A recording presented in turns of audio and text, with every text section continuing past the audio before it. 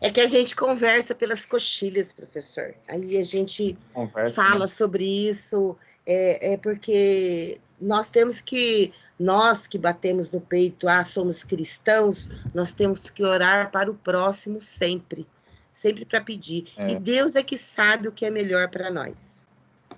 é verdade. Tem que confiar, né? Mas obrigado pela oração. Todavia, muito obrigado. E vamos começar, pessoal. Hoje, nossa semana 5, nossa aula de número 5 de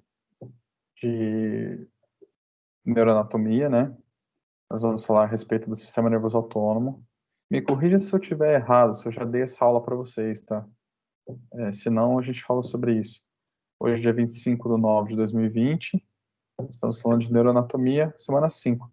A gente chegou a falar sobre o sistema nervoso autônomo ou não? Acho que não, né?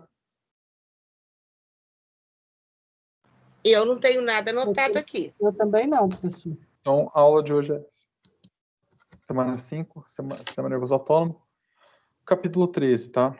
Então, nós vamos falar a respeito de duas circunstâncias muito específicas relacionadas a um sistema que controla o nosso comportamento de forma autônoma, né? Sem a vontade, e às vezes até sem passar pelo córtex, sem passar pelo sistema nervoso central contido no encéfalo, tá?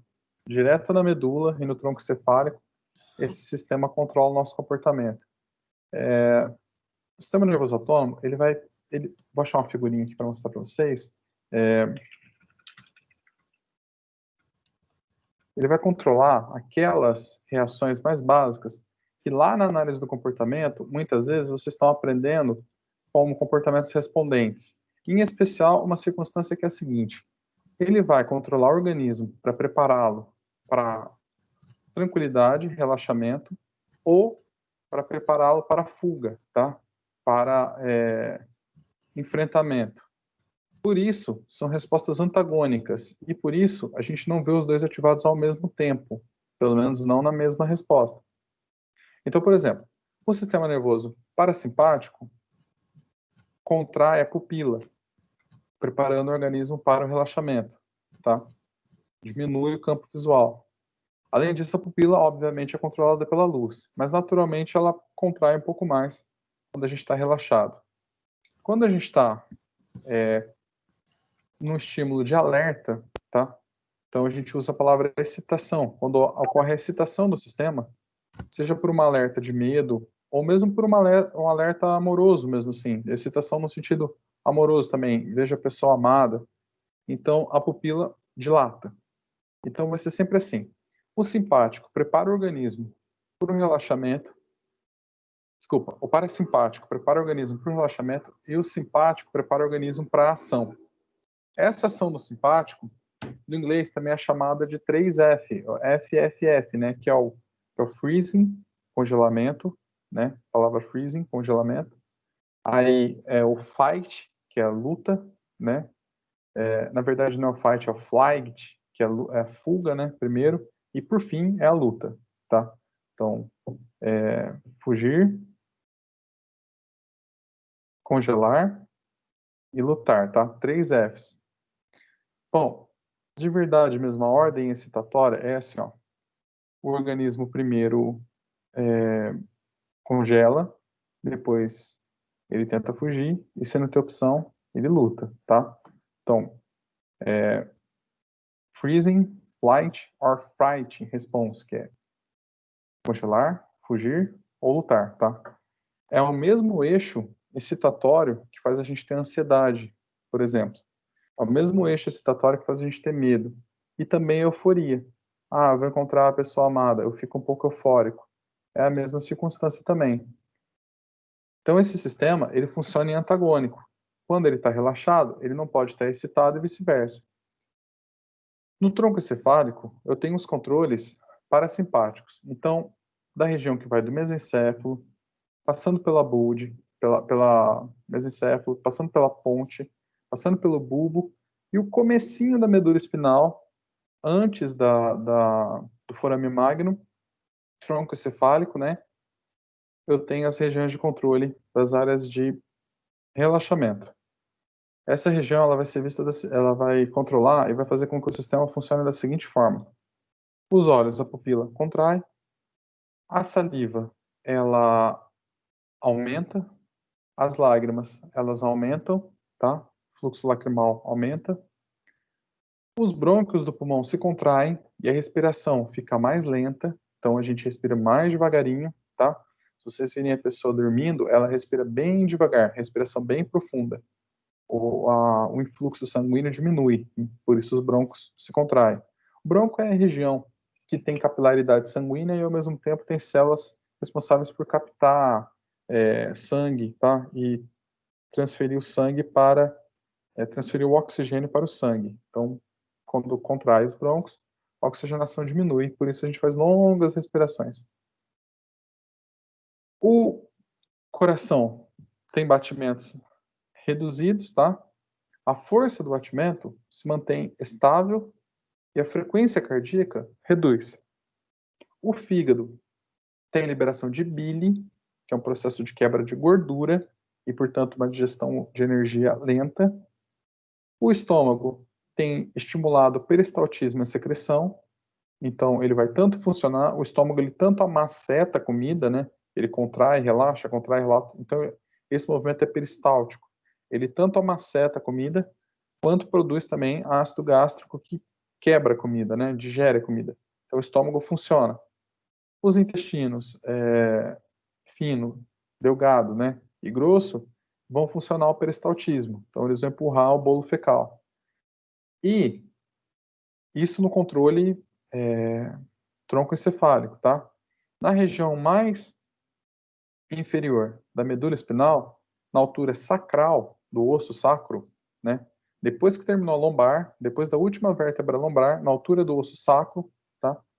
O controle dos esfíncteres. Então, o final do intestino grosso, portanto, controle de esfíncter reto e ânus, e bexiga e aparelho urogenitário. Então, o aparelho genitário também vai ser controlado por aqui. O aparelho genital, né, vai ser controlado por aqui. Quando a gente está em relaxamento, é quando a gente come coisas gostosas, é quando a gente funciona relaxado, né, quando a gente pode se alimentar. O simpático, por sua vez, vai fazer um antagônico, vai preparar o organismo para a luta, fuga ou congelamento.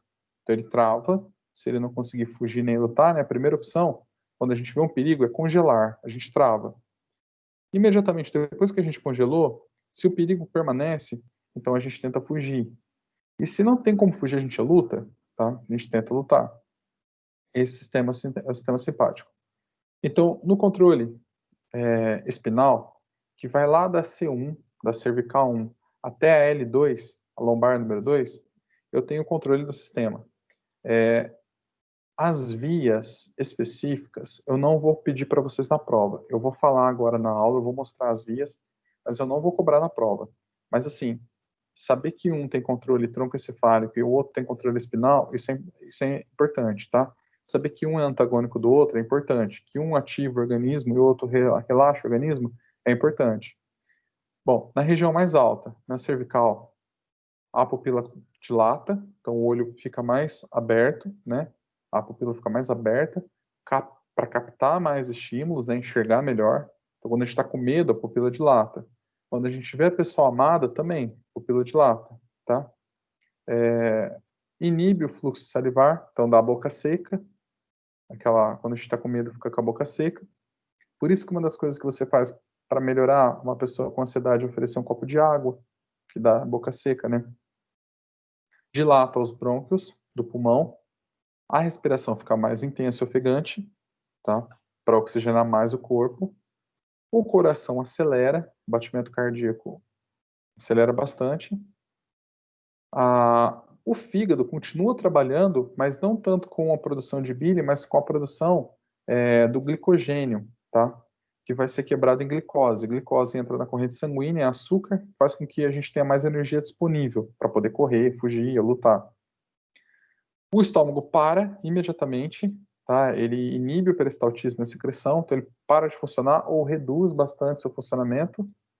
E lá na altura dos rins, exatamente em cima do rim, há uma glândula chamada glândula suprarrenal. que vai controlar hormônios, tá? Hormônios da adrenalina e da noradrenalina. Esses hormônios entrando na corrente sanguínea alteram o estado emocional.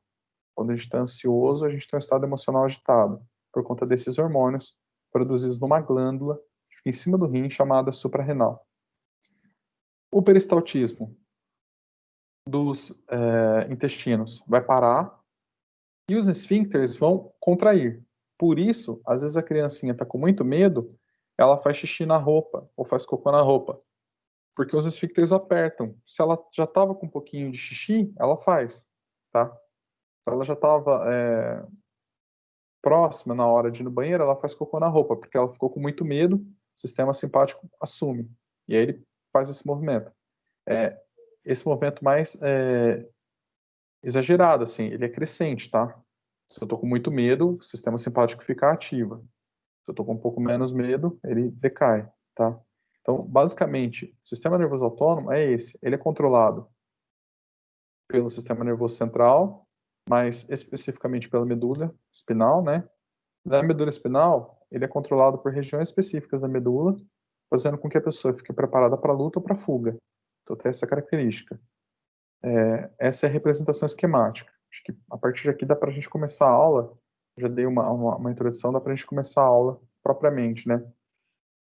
Bom, o capítulo é aquele capítulo 13, mas também no outro livro, se vocês preferirem, eu gostei mais desse livro aqui, desse capítulo, desse livro. Mas se vocês preferirem, nesse livro aqui, ó, Neuroanatomia Essencial, também tem. Deixa eu fechar, ó, tem o microfone aberto fazendo barulho, pessoal. Professor, boa noite. Oi, boa noite. Angélica aqui, não sei se está aparecendo meu nome aí. Tá aparecendo usuário desconhecido. Então, eu não sei porquê, mas enfim. Eu sou Angélica. É medula espinhal ou espinal? Os dois. Os dois estão corretos, tá? Enfim. Tá bom. Eu falo espinal porque para mim é mais fácil. Mas pode ser espinhal também, tá? Tem livro que vai ter escrito tá ok. espinal, tem livro que vai ter escrito espinhal. Porque a coluna vertebral também era chamada de espinha, né? Então a medula espinal é aquela que passa por dentro da espinha. Espinha dorsal. Tá ok, professor. Esse capítulo aqui também, tá? Capítulo 12. Eu Tá, acho obrigada. que esse aqui, por nada. Esse aqui é mais sintético, tá? Esse aqui é bem mais sintético. Como resumo, assim, ele é melhor para estudar. Ele tem umas questões boas, assim, para estudar. Mas o livro do Murilo Menezes, ele é mais completo. Vale a pena estudar por ele também, tá? Eu sugeri que vocês estudassem por ele. Se não conseguirem acompanhar, estudem por esse daqui, que é mais sintético.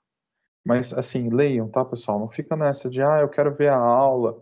Porque, assim, não dá. Nenhuma das matérias que vocês têm aula comigo não dá só assistindo a aula, tá? São matérias biológicas e precisa realmente fazer esse esforço, assim, de compreensão para além da assistir, né? Não é uma coisa que dá para assistir. Bom, sistema nervoso autônomo, então. Basicamente, ele vai funcionar com um tipo de neurotransmissor muito específico, que é a acetilcolina, né? A sigla é ACH, é a sigla do inglês, né? Acetilcolina. Esse neurotransmissor, uma vez disparado na fenda sináptica, nos neurônios mielinizados das vias do tronco encefálico e da medula espinal, eles vão ativar neurônios muito compridos que vão até a musculatura, tá? O tipo de neurotransmissor utilizado aqui é a norepinefrina, por isso NE, norepinefrina. Isso aqui vai ativar a musculatura lisa, que é a musculatura que envolve os capilares sanguíneos, a musculatura cardíaca, que ela faz uma espécie de ramificado, e as glândulas, que são os controles do sistema nervoso. Deixa eu falar com vocês a respeito de músculo. Vou até colocar essa figura no slide depois, mas deixa eu achar uma figurinha a respeito da célula muscular, tá? Quando a gente fala musculatura lisa, musculatura estriada, é porque a gente está fazendo referência a isso daqui, ó. Deixa eu achar. Isso aqui, ó. Deixa eu compartilhar a tela com vocês. É isso, ó. Olha só. A musculatura do corpo que a gente tem controle voluntário sobre, né, comportamento operante, a gente chama de musculatura estriada. Ela tem uma característica que ela é tubular, ela faz tubinho, e ela é estriada porque ela é cheia de quartinhos, tá? É porque ele encurta muito. Se eu olhar o meu bíceps, quando eu encurto o braço, ele encurta bastante. Ele faz uma bolinha assim, porque exatamente a musculatura encurta. Ele é um monte de canudinho que encurta. Quando o bíceps encurta, o tríceps, que é o antagônico dele, alonga. Aí, quando eu vou fazer o movimento oposto, o tríceps é que encurta e o bíceps alonga, tá? Então, quando eu faço a força para fechar o braço, quem puxa é o bíceps. Quando eu faço força para abrir o braço, quem puxa é o tríceps, tá? Quem faz academia, faz aqueles exercícios, percebe isso. Se eu puxo o peso para mim, eu estou trabalhando o bíceps. Se eu empurro o peso para baixo, eu estou trabalhando o tríceps. São músculos antagônicos, tá? E o corpo inteiro é formado por musculatura que funciona assim, de forma antagônica nos ossos, né, para poder mexer. E eu chamo de músculo estriado esse tipo de músculo. Não é aqui que o sistema simpático atua, tá?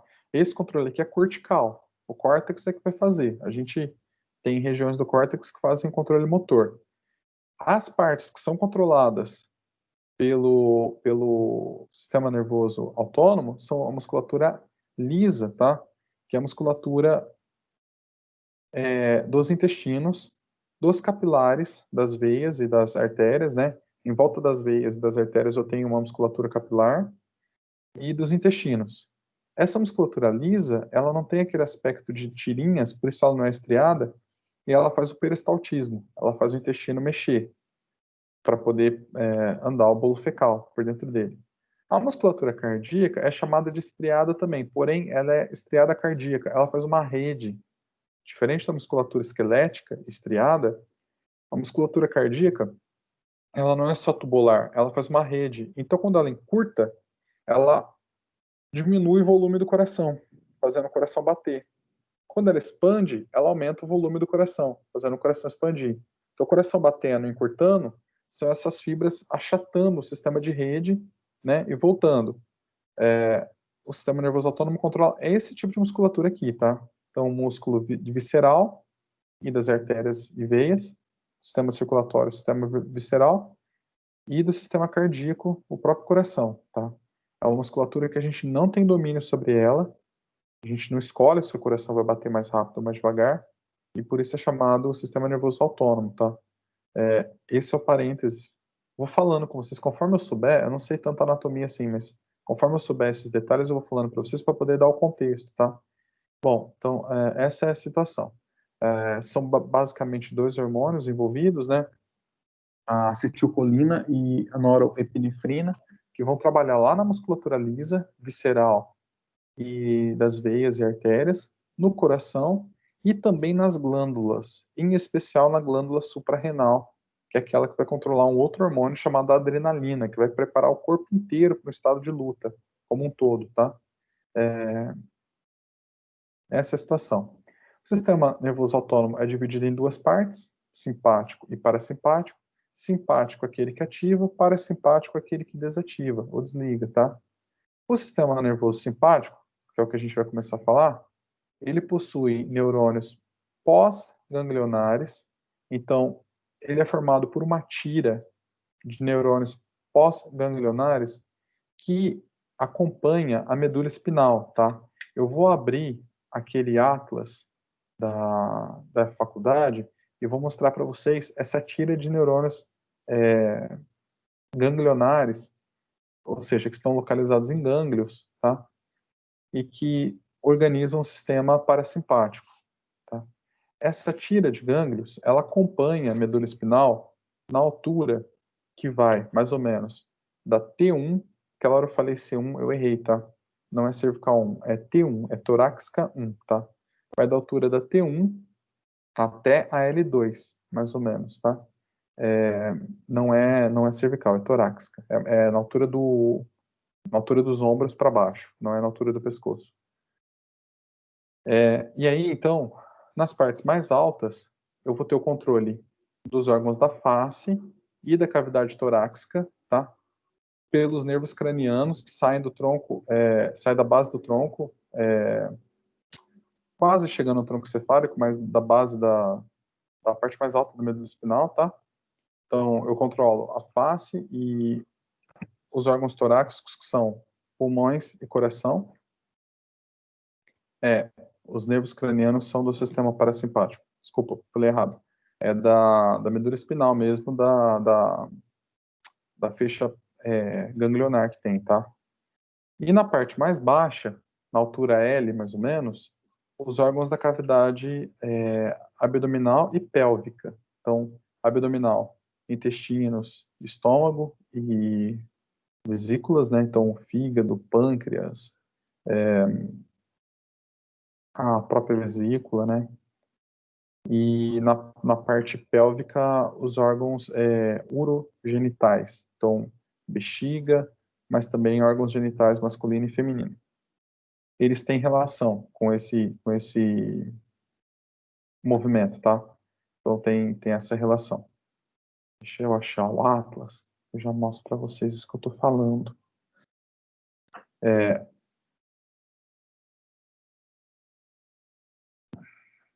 Pronto, deixa eu compartilhar a tela.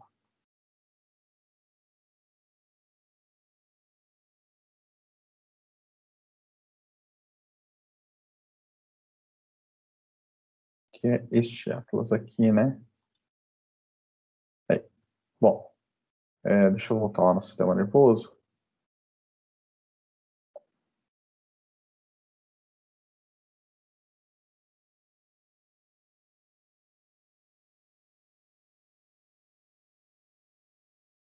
Bom, sistema nervoso, né? Como vocês já viram, aqui está com o sistema esquelético junto, mas tem como tirar, né? O sistema esquelético, tem como tirar os ligamentos também. E aí, o sistema nervoso é esse aqui, como vocês estão vendo. O sistema nervoso mais os olhos. Aqui tem a medula espinal, né? Que é um órgão do sistema nervoso central. E paralelo com a medula espinal, tem esse feixe, tá? De neurônios ganglionares que formam o sistema límbico. Deixa eu localizar aqui, que daí eu consigo pôr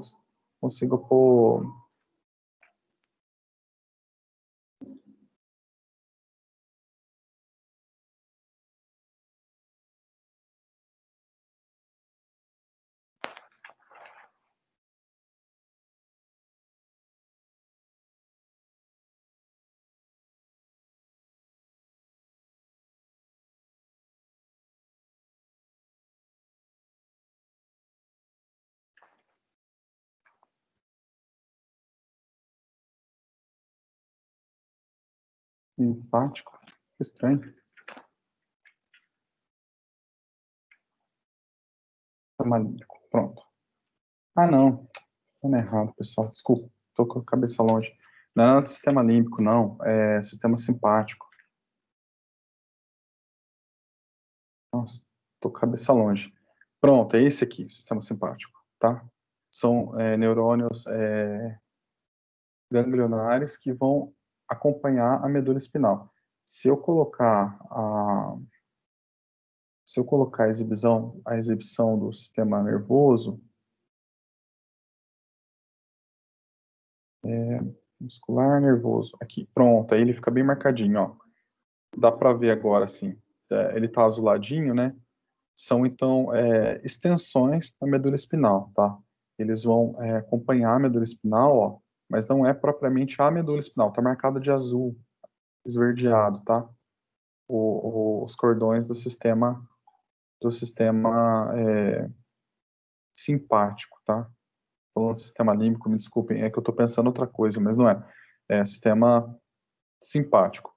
O sistema simpático vai acionar o sistema límbico, que é o sistema emocional, mas a gente vai ter uma aula sobre o sistema límbico mais para frente, porque é o seguinte, quando o organismo prepara para a ação, prepara para a luta, ele aciona o sistema emocional para fugir ou para lutar, tá?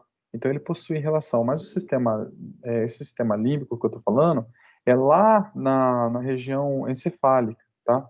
Na outra aula a gente vai ver, não é nessa aula. O sistema, portanto, simpático é um conjunto de gânglios aqui que vão acompanhar a medula espinal, tá? Eu marquei aqui na cor verde, eu não sei se está para ver, na minha tela dá para ver com bastante clareza, mas é um conjunto de gânglios, assim, tá? Que vai acompanhar a medula espinal. E é isso daqui. Está dando para ver, professor, esse parece verdinhos, né? Ele marca mais verdinho, né? Aqui tá marcado com um monte de bolinha roxa, assim, mas é aquele acompanhamento, tá?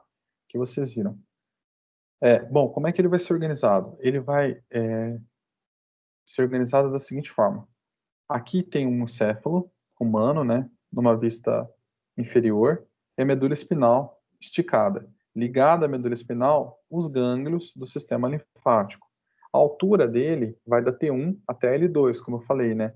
Ele começa lá na T1, mas esse gânglio ele é ascendente e vai lá na C1, por isso que eu falei C1. Ele não sai da C1, mas ele vai até a altura da C1, na altura do pescoço, tá?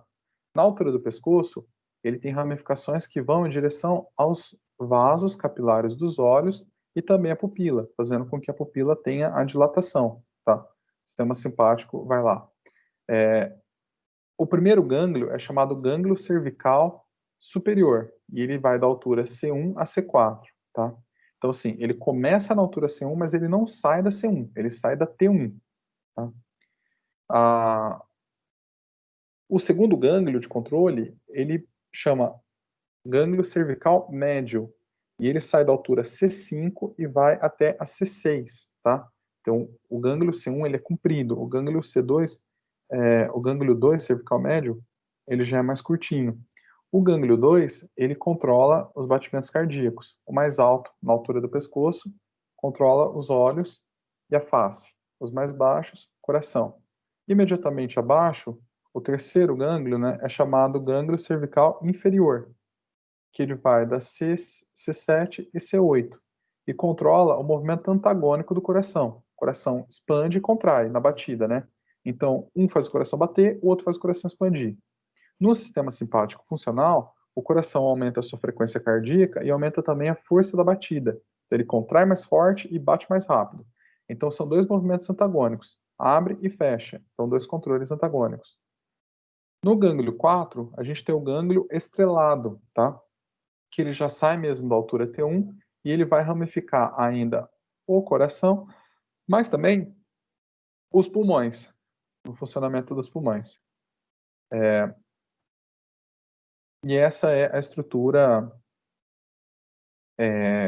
ganglionar, né? Continuando com o sistema. Esses gânglios, eles vão se ligar a ramos, e os ramos recebem nome da estrutura anatômica mais próxima. Então, o ramo que sai do gânglio 1, né, que é o cervical superior, que é o mais alto de todos, né, é o cervical superior, ele chama-se ramo arterial cefálico, porque ele acompanha a artéria, tá, cefálica. A artéria é o vaso que tem sangue arterial, tá? Então ele ramifica a artéria e ele acompanha ela e depois vai até os olhos. Na segunda porção, os nervos são chamados nervos esplânicos cardiopulmonares, porque eles vão ramificar tanto o pulmão, por isso cardio, tanto o coração, por isso cardio, quanto o pulmão, cardiopulmonar.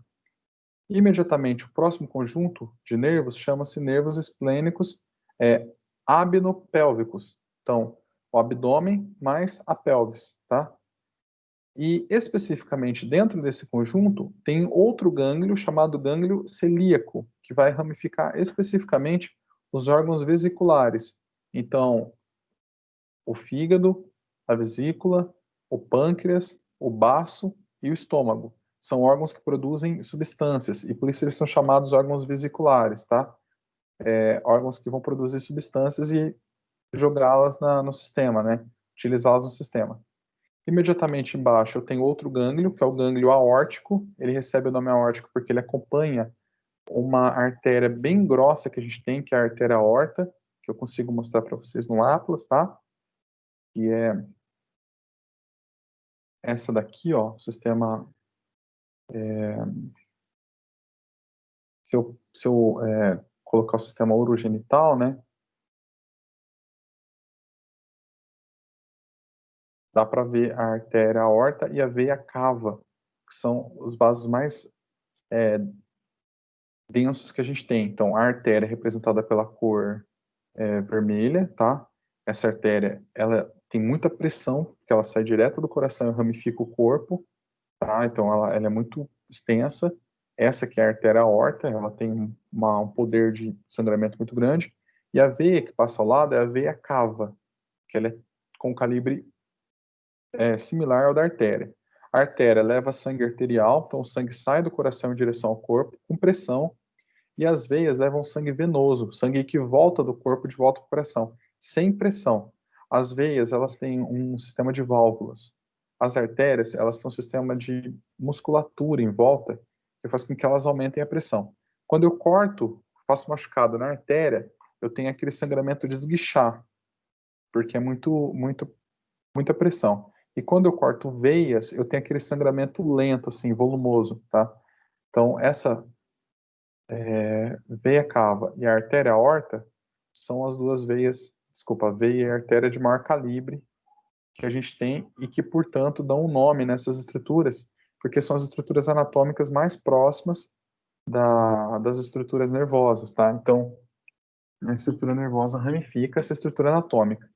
Então, portanto, o gânglio aórtico renal, ele vai em direção à artéria aorta para os rins e ramifica lá a glândula suprarrenal, que vai produzir adrenalina para deixar o organismo em estado de ação. Imediatamente abaixo tem o gânglio mesentérico superior, tá? Vou mudar a câmera de lugar para poder ver a tela.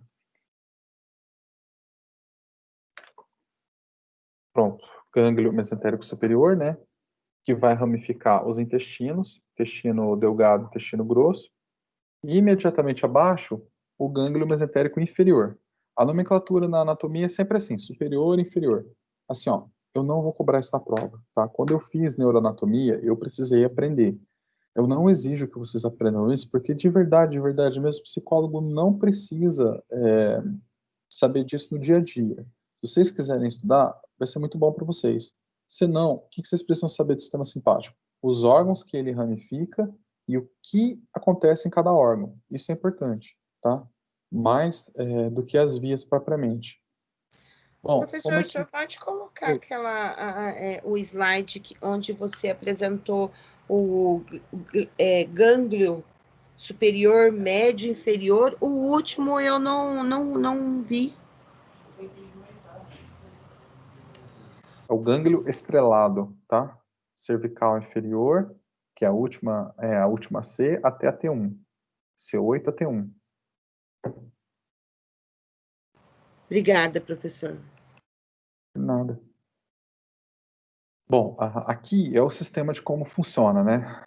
A medula espinal, ela passa, então, por dentro da coluna vertebral, ela se ramifica, né? E ela tem gânglios. Eu digo que são gânglios pós, aqueles que estão depois do sistema, e os pré, aqueles que estão antes. A parte tracejada, né? A fita tracejada marca o caminho feito pelos neurônios pré-ganglionares, se considerados os gânglios do sistema simpático, tá? Vocês vão ver que tem outros no caminho, mas eu estou considerando aqueles do sistema simpático. Ou pós-ganglionares, depois daquele sistema. Então, o gânglio em questão é este daqui, ó, tá? Se é depois dele, eu digo que é pós-ganglionar. Se é antes dele, eu digo que é pré-ganglionar. Então, como que funciona? O sistema liga um lado no outro da medula espinal, tá? Ele entra por um lado e sai pelo outro. E na medula espinal, eu tenho um conjunto de vias ascendentes que sobem em direção ao córtex, dando para a pessoa a dimensão do que está acontecendo. E, ao mesmo tempo, descem, ativando o sistema. Então, esse sistema simpático é assim. Ele é interessante porque ele funciona de forma autônoma. Ele processa direto na medula espinal. Sabe aquele negócio que as pessoas falam assim, me deu um frio na espinha? É o sistema de adrenalina entrando em ação. Às vezes você sente ele no corpo, sente ele nas costas, né? Dá um frio na espinha. Ou sente o frio na barriga. É o sistema de adrenalina, tá? É a percepção sensorial de que o sistema está funcionando. Mas ele tem um detalhe interessante que, assim, ele tem uma relação cortical, porque a percepção dos estímulos, ela precisa ser interpretada pelo córtex e atribuída uma intensidade dos estímulos, tá? Então, eu tenho que ver um perigo, eu tenho que identificar que aquilo é um perigo, e eu tenho que ter uma resposta emocional. Pela magnitude emocional dessa resposta, o sistema simpático é ativado. Então, por exemplo, uma criança que vê um leão na esquina, ela não tem o sistema simpático ativado. Se ela não souber o que é o leão e o perigo que ela está correndo, ela não tem esse problema. Agora, se ela se assustar, aí então o sistema ativa, que é um problema para ela, né? O leão é um bicho perigoso, ela vai se ligar que é perigoso, e aí o sistema ativa, o sistema simpático começa a funcionar, tá? Então, aqui na medula espinal, vias ascendentes e descendentes fazem a ligação na substância cinzenta com o córtex, tá? Então, as vias descendentes trazem a informação, né, eferente, e as vias ascendentes levam a informação aferente. Mas o sistema mesmo é processado diretamente na medula espinal, tá? Ativa a glândula suprarrenal, por exemplo, joga a emoção no sistema, né? E aí, então, essa funcionalidade ativa, por exemplo, uma víscera ou alguma região que ela está relacionada. No caso aqui, na altura utilizada aqui é a altura visceral. Mas lembra, nas posições mais altas, lá na altura da C1, ramifica os olhos, e nas posições mais baixas, próximas da L2, ramificam as vísceras. Então, um pedacinho do intestino aqui, tá? O sistema simpático, então, funciona dessa forma. Lá dentro do gânglio, um neurotransmissor específico chamado acetilcolina ativa o sistema, liberando norepinefrina, e isso funciona. Esses hormônios aqui, ó, são sempre utilizados em cirurgia. Se vocês acompanharem Plantão Médico, aqueles filmes como o Dr. House, quando vai fazer uma cirurgia em alguém, eles falam assim, ó, injeta norepinefrina, injeta adrenalina na pessoa. É porque tem um efeito do organismo ficar mais resistente ao ferimento, à ação, à coagulação é maior, tá? A gente vai ver daqui alguns slides, mas sangra menos, a coagulação é maior, então a medicina acaba usando desses hormônios também nessas circunstâncias. Aqui, como funciona o receptor nicotínico, eu não vou cobrar isso também na prova, mas só para vocês entenderem, vocês já viram isso aqui, lá nas primeiras aulas? Nos canais de sódio e potássio, lá do neurônio, esses canais são canais proteicos, são feitos por proteínas grandes, que têm um formato tubular, tá? E elas se colocam uma ao lado das outras, assim, como se fossem vários tubinhos um do lado do outro. Acontece que quando a acetilcolina liga com determinados túbulos, eles afastam, eles repelem. E no que eles repelem, eles abrem um canal. Abrindo o canal, o sistema normal da célula vai repelir potássio e absorver sódio. E o neurônio dispara, tá? É aquela deflagração que vocês já entenderam. Só que aqui está mostrando que tipo de neurotransmissor dispara aquele tipo de neurônio, né? Lembra, na fenda sináptica, a transmissão do impulso nervoso ocorre por via de neurotransmissores. Nesse caso, acetilcolina, tá? O tipo de receptor chama receptor nicotínico, tá?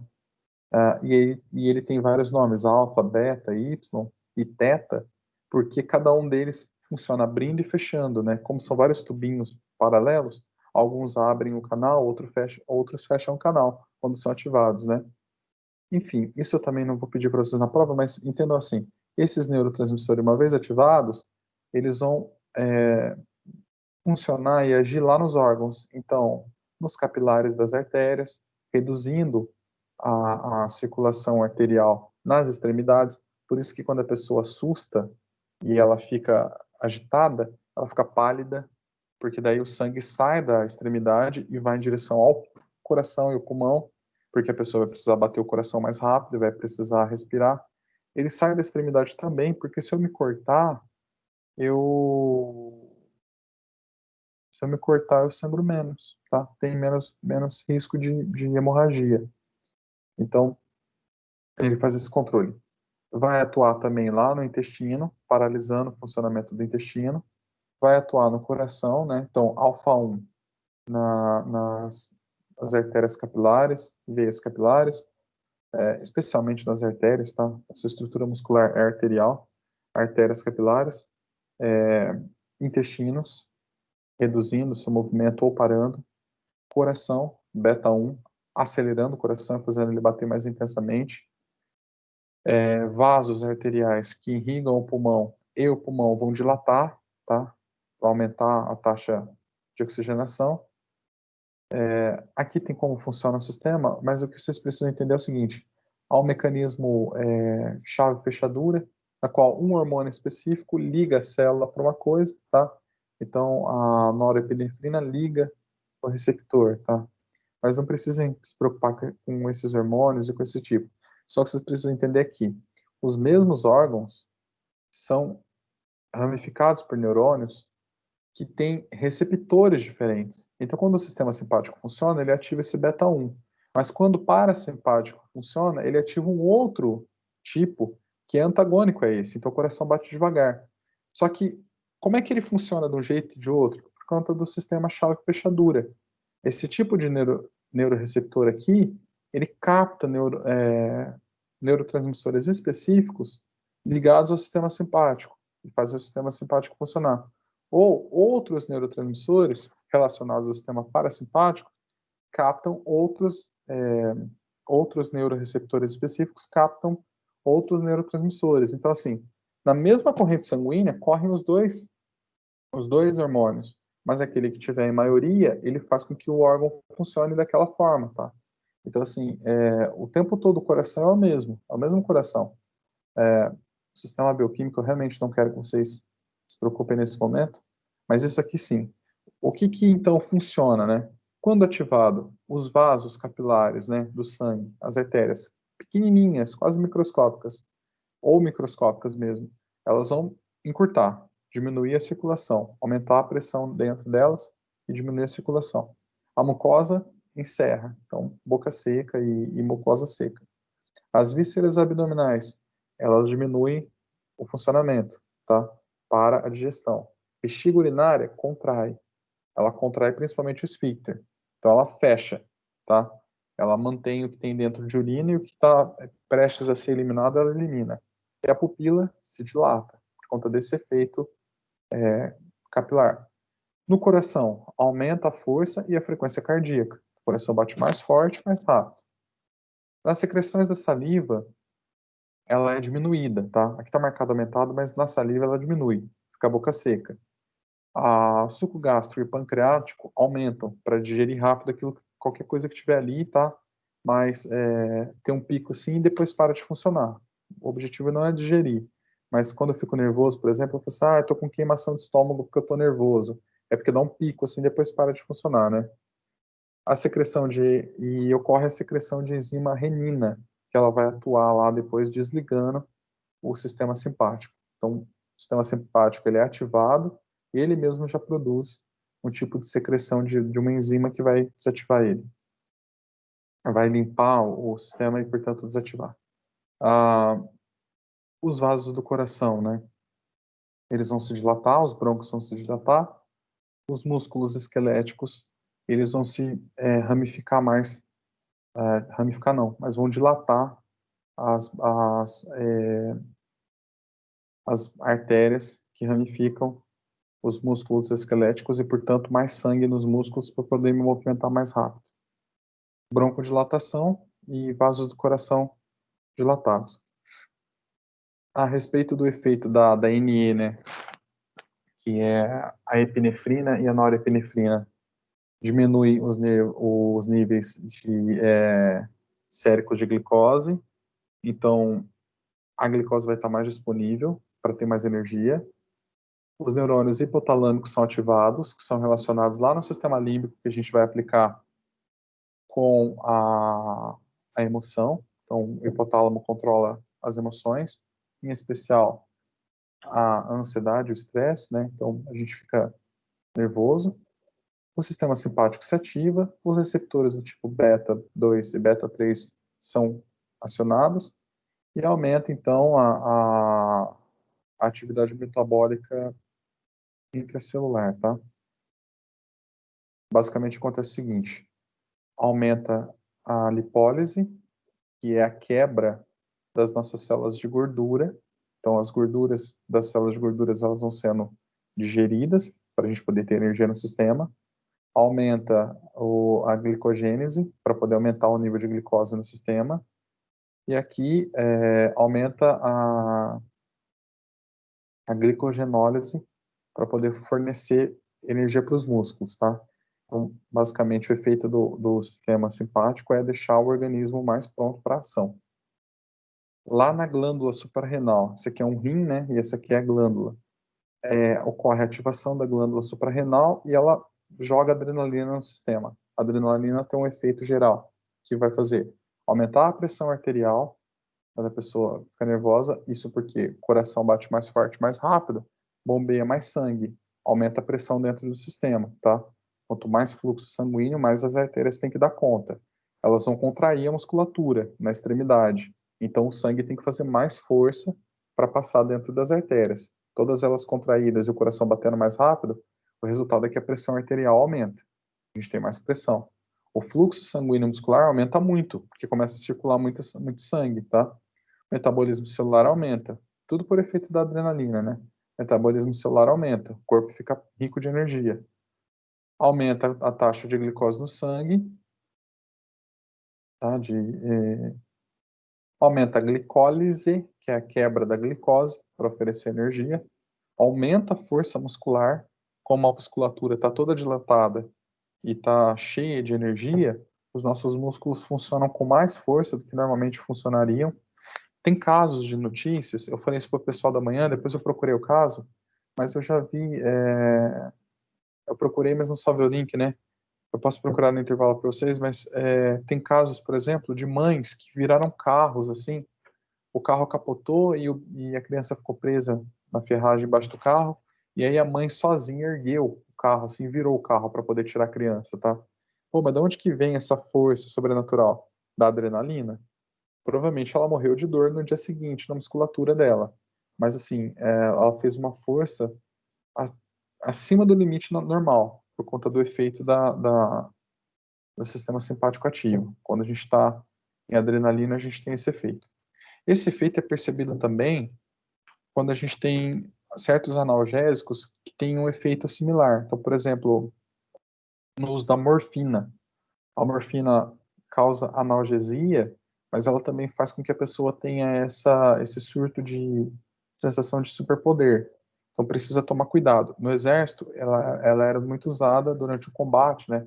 Soldado machucado, tratado com morfina, parava de ter dor e ao mesmo tempo ele começava a reagir àquilo, a lutar, né?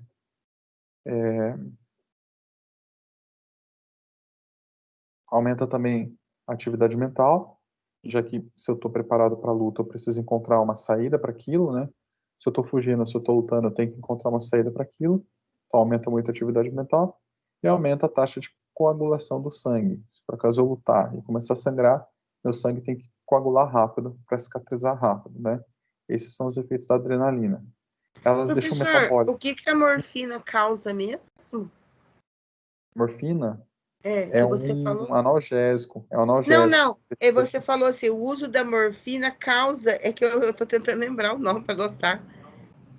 A morfina deixa a Analja... pessoa com uma sensação de superpoder, assim, tá? Causa analgesia, é isso? É analgésico. Isso, analgesia, isso. Analgesia porque ela é analgésico. É usada, por exemplo, na cirurgia. Inclusive, no pós-operatório, um dos motivos da pessoa ficar em observação, além do quadro dela de estar melhorando, é porque ela pode levantar e sair andando. A minha irmã operou o pescoço, né, com esse negócio da doença dela, E aí ela pegou, levantou e falou assim, tá, então tá bom, vamos arrancar isso aqui, que eu já tô boa. E ela tinha sido sedada com morfina, né? Aí todo mundo falou, você tá louca, você vai levantar, você tá com um ponto no pescoço, né? E na hora ela subestimou o ferimento. Isso acontece por efeito da morfina. E a morfina também, ela gera vício por causa desse efeito também. Ela age no sistema nervoso, fazendo com que a pessoa fique muito mais corajosa. A adrenalina faz isso, tá? A morfina é um artificial, assim, que a gente usa em casos clínicos, mas eu tô falando esse efeito da morfina porque talvez vocês já tenham visto isso. Pessoas que são tratadas com morfina, que estão em caso terminal, assim, elas dão uma espécie de alterada no humor, elas ficam mais enfrentativas, assim, tá? Mas isso acontece naturalmente com a adrenalina. A circunstância da adrenalina, então, é essa aqui, ó, quando o menininho vai pular corda, quando ele cai, quando o cachorrinho corre atrás dele, ele sobe na árvore. Toda a situação de agitação comportamental, resultado, sistema simpático. Pessoas que têm ansiedade crônica, por exemplo, elas têm uma condição geral relacionada a superestimar os estímulos ambientais, tá? Então, as coisas acontecem e eu fico super preocupado com aquilo, tá? Eu aumento a minha percepção dos estímulos, eu tenho um olhar um pouco catastrofista a respeito daquilo, e o resultado é que daí meu corpo reage com o sistema simpático ativado. A pessoa que tem crise de ansiedade, ela tem dores nas costas, travamento. Esse é o efeito muscular. Como eu disse, né? Se você não gasta energia muscular, depois o músculo dói, como se tivesse feito academia. Então, a pessoa que tem crise de ansiedade, ela fala assim para a gente no consultório, parece que eu levei uma surra. Tô com o corpo todo doído. É porque foi adrenalina no sangue, tá? Deixou a musculatura toda assim. O pensamento dela fica muito acelerado. Então, se ela não tem muito controle sobre o que ela está pensando, ela começa a pensar muitos problemas. Então, a pessoa com adrenalina fica com o pensamento bem pessimista. A atividade mental fica acelerada, né? Isso aqui libera uma série de metabólitos no sangue, assim, que faz que force os rins, force o fígado, porque é um estado de emergência. O corpo fica todo acelerado, mas ele deixa um monte de resíduos para trás e depois vão precisar ser limpados, assim. Então, não é um estado para você ficar o tempo todo. A pessoa que tem ansiedade crônica, ela fica com esse estado o tempo todo. Então, ela pode também ter problemas nos rins, no fígado, por causa desse movimento, tá? Queimação de estômago, aquela queimação de estômago é porque tem aqueles picos de funcionamento do estômago, né? Então, é essa a ideia. O sistema simpático prepara o organismo para luta, fuga ou congelamento. Ou ainda para euforia. Quando eu fico muito feliz, quando eu estou fazendo uma coisa que eu gosto muito, quando eu encontro a pessoa amada, eu também fico com o sistema simpático ativo. Encontrei a pessoa que eu gosto. Fico, primeiro, sistema simpático ativo, depois o parasimpático. Quando eu vejo a pessoa que eu amo, primeiro eu fico branco, depois eu fico ruborizado. Tá? E por isso faz um contraste grande, as pessoas percebem que meu rosto ficou cor-de-rosa, né? Mas por causa desse efeito. Sistema simpático, então, tanto relacionado ao esporte, à luta, à fuga, quanto ao lazer, assim, funcional, tá? Ele ativa mesmo o organismo. Já o sistema parasimpático, ele vai ter relação, ele não participa daquele cordão do simpático, né, da cordão ganglionar do simpático, mas ele tem relação com o tronco encefálico, em especial com os nervos cranianos e com a parte sacral da medula espinal, tá? Então, a parte mais baixa. Então, o sistema parasimpático, ele regula, né? Ele é regulado pelo nervo 3. A gente vai ter uma aula sobre os pares de nervos cranianos, mas assim, são 12 pares. E os nomes desses nervos recebem o número em algarismo romano mais o nome. Então, o terceiro nervo, nervo 3, óculo motor, é o que faz a movimentação dos olhos, tá? E também que vai controlar as regiões em torno. Então, as glândulas lacrimais, a pálpebra e a musculatura em torno. Então, primeiro nervo, 3, óculo motor. como eu disse, atua nos olhos, fazendo a dilatação da pupila. O nervo 7, facial, vai ramificar a face, mas também algumas glândulas salivares, tá? Fazendo com que a boca fique seca. Enquanto a boca fica seca, as glândulas mais próximas da glutição vão aumentar a salivação. Então a garganta fica mais úmida. O nervo 9, o glóssio-faríngeo, é esse da garganta que eu disse, né? Da glutição e da faringe. Então, portanto, da musculatura relacionada à traqueia e à faringe, né? Tanto para aumentar, para eu respirar mais, quanto para fechar minha garganta para eu não engolir as coisas e não me afogar. Então, o glóssio-faríngeo ele vai ativar. E o nervo vago é um nervo que vem pareando assim a medula espinal, é o último nervo, é o nervo 10, né? Mas na posição dele é o último nervo liso que sai, que vem pareando a medula espinal e ramifica o coração e o coração e os órgãos torácicos e os órgãos vesiculares altos, né? Então, fígado, pâncreas, a vesícula e o estômago, né? Então, coração, pulmões, fígado, vesícula, estômago e pâncreas, tá? Ramificados pelo nervo vago, o nervo craniano, ele sai lá do tronco encefálico. E na parte sacral, os nervos esplânicos, S2, né? Sacral da altura 2, sacral da altura 4. Vão ramificar os órgãos viscerais, intestinos, mas em especial os esfíncteres dos intestinos, tá? Da bexiga e dos órgãos genitais. Então, para o funcionamento relaxado, tá? Tudo isso para o funcionamento de relaxamento. Parasimpático, então, é organizado assim. Os nervos cranianos, né? 3, 7, 9 e 10, portanto, óculomotor, facial, glossofaríngeo e vago, vão ramificar os órgãos da face. Na altura do nervo 10, eu tenho uma ramificação, que é o vago, né? Nervo vago, que vai para os órgãos da cavidade abdominal. Então, coração, pulmão e vesículas altas. Então, estômago, fígado, a própria vesícula e o pâncreas. E lá embaixo na medula espinal, quase no finalzinho dela, na região sacral, os órgãos da cavidade pélvica, então urogenitais. Com relação ao tronco encefálico, né? Aqui eu estou vendo esse monte de fiozinho amarelo, são os nervos cranianos, que a gente vai ter uma aula a respeito, tá? Mas com relação então ao tronco encefálico, eu tenho núcleos específicos. Núcleo é um conjunto de corpos celulares, né? Que vai trabalhar aquela informação e vai passar aquilo por via do nervo craniano correspondente. Então, o nervo craniano de número 3, que é o óculo motor, ele vai ter ligação. Deixa eu só adicionar a pessoa que está pedindo aqui. Ele vai ter ligação com o núcleo Edgar-Westphal, tá? Que é o núcleo que controla a movimentação dos olhos e da movimentação dos olhos e da dilatação da pupila. O nervo 7, que é o nervo facial, núcleos salivatórios superiores, né? Boca seca.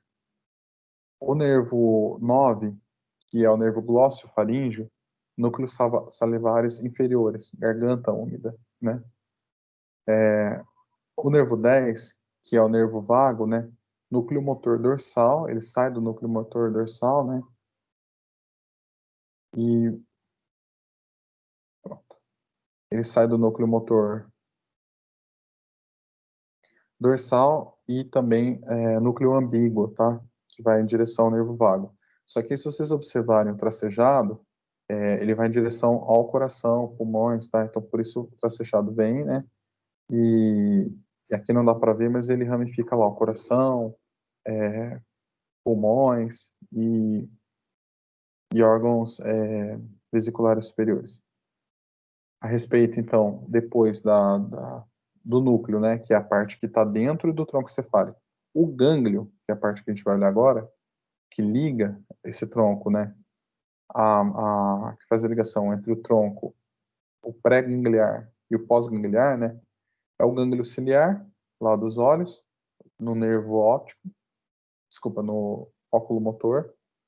É que tem o óptico e tem o óculo motor. O 3 é o óculo motor. O 2, o gânglio pterygopalatino, que vai trabalhar no palato, né? Na parte interna da cavidade do rosto, assim, né? Do seio facial. Ele é ligado no nervo 7, que é o nervo facial, né? O gânglio óptico, que é ligado no nervo 9, que é o nervo glósseo-faríngeo. E o 10, nervo vago, né? Glândula submandibular. Ele passa por debaixo da mandíbula e ramifica o sistema nervoso, ramifica os órgãos mais abaixo, que é o coração, pulmão. E aí, na parte sacral, os nervos esplênicos, né? Que vão ramificar os órgãos viscerais e urogenitais, tá? O sistema é quase igual, só que o hormônio aqui vai ser acetilcolina dentro do gânglio e acetilcolina fora, tá? Aquele sistema de chave e fechadura que eu falei para vocês é assim: se for norepinefrina, ativa o sistema simpático. Se for acetilcolina, ativa o sistema parasimpático. Se joga as duas no sangue, aquela que está em maioria ativa, tá? Pelo sistema de chave e fechadura, são aqueles neurônios que disparam. E um é antagônico do outro, o órgão funciona e desliga o outro, tá? Por isso que na terapia, por exemplo, quando o psicólogo manda fazer técnica de relaxamento, isso melhora a ansiedade. Porque a ansiedade tem a ver com o funcionamento simpático. Quando eu forço o pulmão a trabalhar devagar, eu forço também o funcionamento do sistema parasimpático entrar em ação. E aí a pessoa tem o resultado do relaxamento, tá? As vias vão atuar no intestino, fazendo o intestino funcionar, no coração, fazendo o coração funcionar mais tranquilamente, né? Na musculatura nicotínica, que é a musculatura lisa, fazendo com que os intestinos funcionem.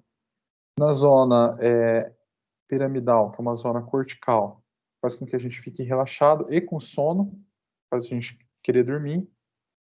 E no coração, o coração bater mais devagar, tá?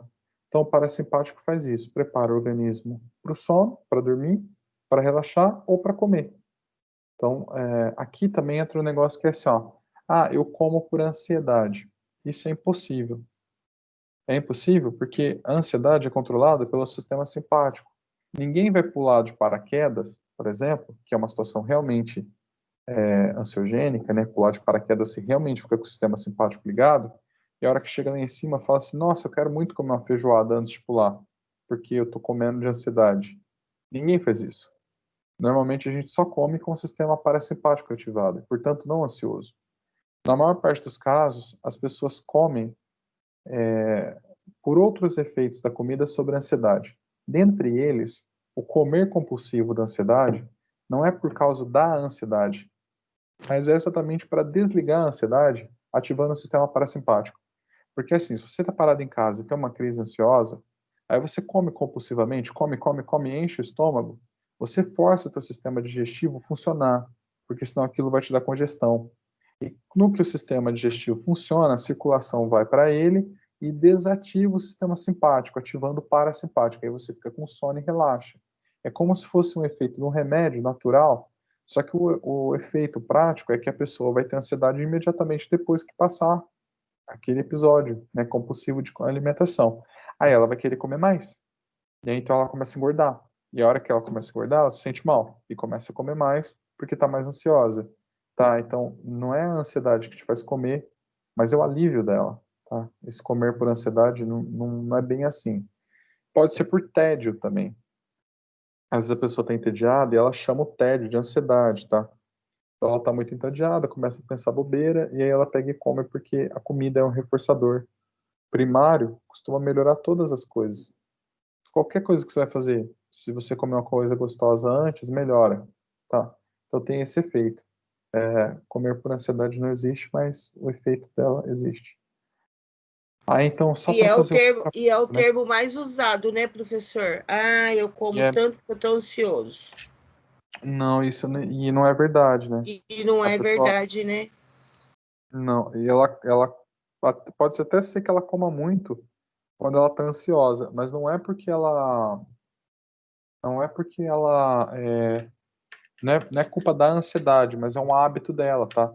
Eu tô falando isso pra vocês porque assim, nessa hora você consegue trabalhar. Você fala assim, ó, quando você tá ansioso, você pode comer, mas você pode malhar também. Também gera o mesmo efeito.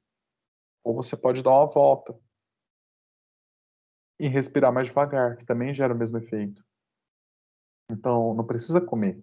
A ansiedade não necessariamente controla mesmo a comida, tá?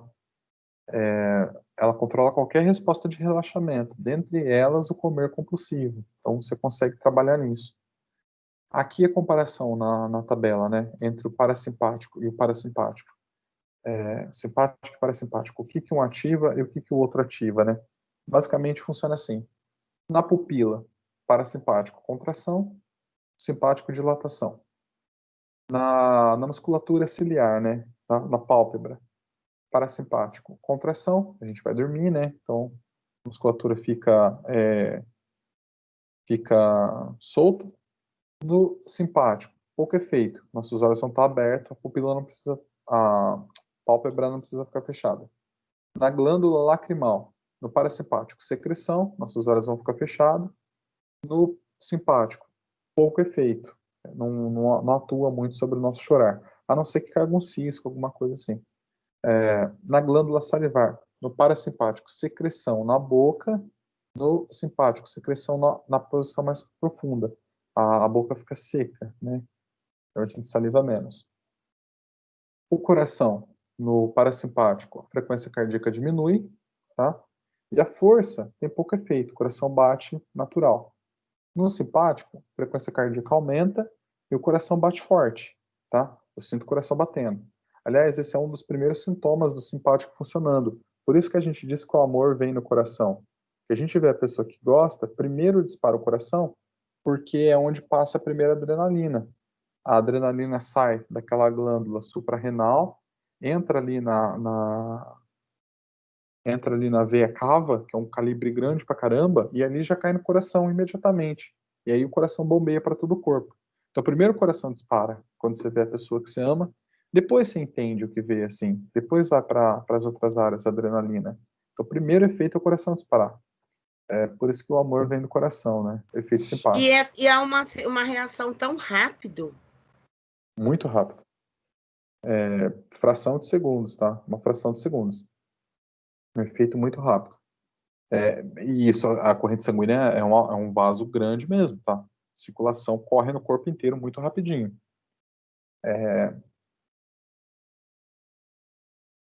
Isso aqui pode ser produzido por drogas também. Eu falei na aula de manhã, mas esses sistemas eles podem ser alterados por droga também. Então, um sistema simpático com drogas excitatórias, né? Então, algumas drogas psicoativas do tipo psicodélicas também. Então, cocaína, crack, a morfina, fazem com que a pessoa fique com o sistema simpático ativo. Ela fica agitada. A bebida também, né? A bebida é parasimpática. Ela é depressora. Parasimpático. Ah, tá. Ela é depressora. Maconha, bebida, nicotina, são drogas depressoras. O cara bebe e aí ele fica meio louco, mas toda hora ele cai no chão e dorme, assim, cochila, né? Porque ele fica inconsciente, mas ele não fica ativadão. Ele fica mais querendo dormir. Ele fica mais mole do que... Agora, o cara que usa cocaína, ele fica muito agitado. Ele fica muito ativado, né? É uma droga excitatória. O álcool é uma droga depressora. Drogas em geral que a gente consome também nos remédios também fazem isso, tá? Então, o remédio também faz isso com a pessoa.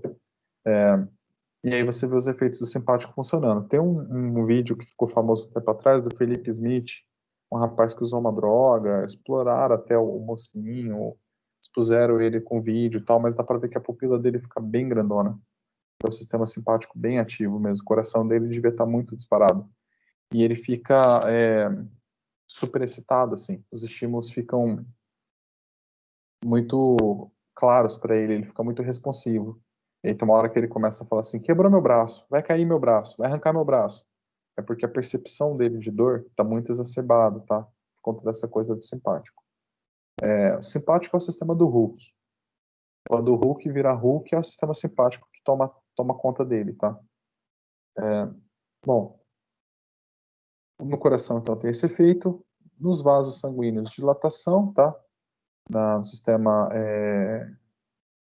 geral do corpo, mas em especial nas periferias, né? E no sistema simpático, a contração, principalmente na periferia. Os brônquios do pulmão, contração no parasimpático. No simpático, relaxamento ou dilatação. Nos sistemas musculares longitudinais dos esfíncteres e das glândulas, né? No sistema muscular longitudinal, contração, ou seja, os órgãos viscerais, intestinos, eles vão funcionar, né, contraindo. No parasimpático, eles vão parar, eles vão desligar. Os esfíncteres, eles ficam relaxados no parasimpático, para a pessoa poder ir no banheiro, assim. No simpático, há a contração e o travamento, para que ela não vá no banheiro, ou aquilo que ela já tem, ela já expelir, né? Nas glândulas, a secreção, os efeitos glandulares, né? No simpático tem pouco efeito, a depender da glândula, mas, por exemplo, as glândulas de sudorese, elas são aumentadas no simpático. Na bexiga, né? Na parede de cima, no detrusor, há a contração no parasimpático, para poder forçar a pessoa a ir no banheiro na hora certa. No simpático, há o relaxamento, então a pessoa não precisa ir tanto no banheiro. Mas na parte de baixo da bexiga, no esfíncter, acontece o contrário. No parasimpático, relaxamento, para a pessoa ir no banheiro. E no parasimpático, contração, onde que aperta e a criança faz o xixi que tem ali e depois não faz mais. Faz aquele pouquinho. No útero, no caso das mulheres, né? Quando a mulher está grávida, o parasimpático, pouco efeito. O simpático, contração, quando ela vai ter o trabalho de parto. E é por isso que a mulher não pode passar nervoso quando ela está grávida. Porque se ela ativar o sistema simpático muitas vezes, ela pode ter um aborto. Porque daí ela fica efetivando a contração e ela perde o bebê. E se ela não abortar, é ruim para o bebê também ficar tendo contração, porque todos esses hormônios vão entrando na corrente sanguínea, tá? Então é ruim. Por isso a mulher grávida não pode ficar passando nervoso. E por isso também existe uma espécie de correlação assim com isso, tá? Então o sistema simpático nos homens ele vai funcionar de forma mais vigorosa do que nas mulheres, tá? Há uma unidade funcional ótima na espécie humana, que é um casal. Um homem e uma mulher têm uma unidade ótima. O homem tem as coisas que a mulher não tem e vice-versa, em termos comportamentais, assim, biológicos, tá? É óbvio, a inteligência, moral, interesse, essas coisas é igualzinho, homem e mulher. Mas reações hormonais, essas são bem diferentes. E elas geram reações simbólicas diferentes também, tá? Mulheres e homens têm relações simbólicas bem diferentes. Bom, útero grave, então, contração. Útero normal, relaxamento, que é o contrário. A mulher sem ter bebezinho, quando ela tem um sistema simpático, quer dizer que ela está se preparando para o ato sexual. Então, o útero relaxado é mais fácil engravidar. Daí ele funciona ao contrário. Nos órgãos sexuais masculinos, né? O parasimpático, a ereção, quando ele está relaxado, e quando ele está no ápice da excitação, a ejaculação. Nos rins, pouco efeito no parasimpático. No simpático, secreção de renina, que vai ajudar na quebra da adrenalina que já está no sangue, tá? Então, o próprio sistema é ativado e o próprio sistema já liga a chave de desligar. Já solta a renina para quebrar a adrenalina. No fígado, pouco efeito no parasimpático, ele vai funcionar produzindo bile. No simpático, ele vai produzir glicogênese para poder aumentar as taxas de glicose no sangue e aumentar a circulação energética como um todo, né?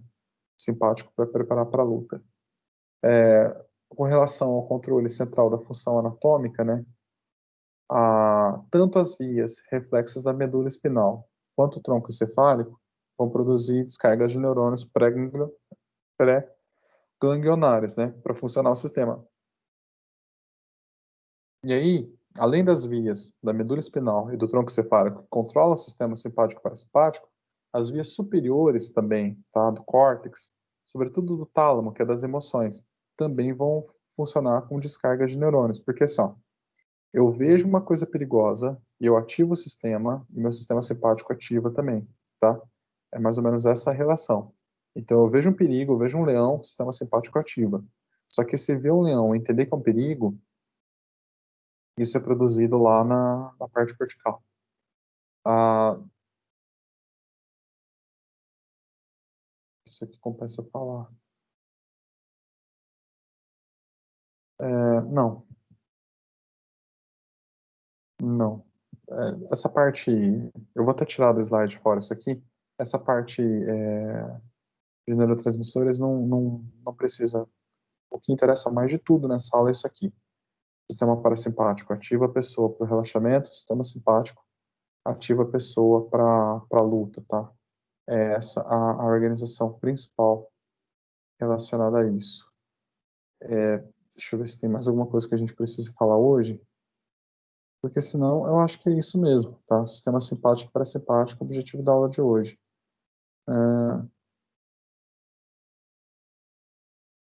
Tem um detalhe, que é aquele detalhe que eu já falei para vocês, mas é assim, né? Como funciona a ativação.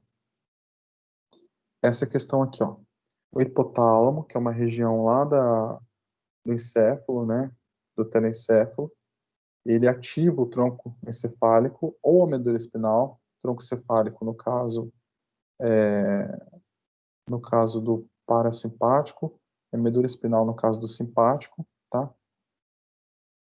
O tronco cefálico e a medula espinal ativam os gânglios autônomos e esses gânglios, por sua vez, ativam os órgãos que são efetores, os músculos lisos, as glândulas gerais do corpo e as células epiteliais, então as células mais da pele também. Então, começa lá no sistema nervoso central, tá? Começa lá no tálamo. Quando a gente vê um estímulo, a gente ativa e liga. Pode ser um estímulo específico ou pode ser uma condição contextual, tá? Então, quando eu estou feliz com a minha família, não tem um estímulo específico, mas uma condição contextual. São vários os estímulos. É uma condição. É um contexto, tá? Agora, quando eu estou ansioso com alguma coisa, também pode ser que não seja um estímulo específico, mas uma condição contextual de estímulo aversivo, tá? Então, véspera da prova, não é uma coisa em si, mas é um estado geral, tá? É uma condição. A figura que vocês já viram, né?